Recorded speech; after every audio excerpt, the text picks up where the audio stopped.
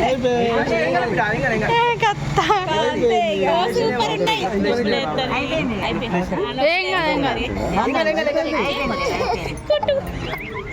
ఏం కాదు సూపర్ ఉంది.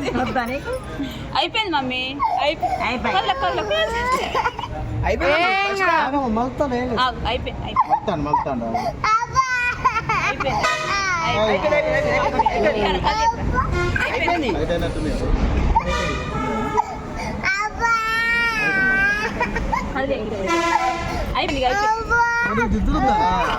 ఇంకొకటి అయిపోయింది.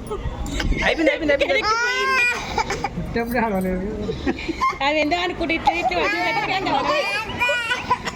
అయిపోయిందా ముందు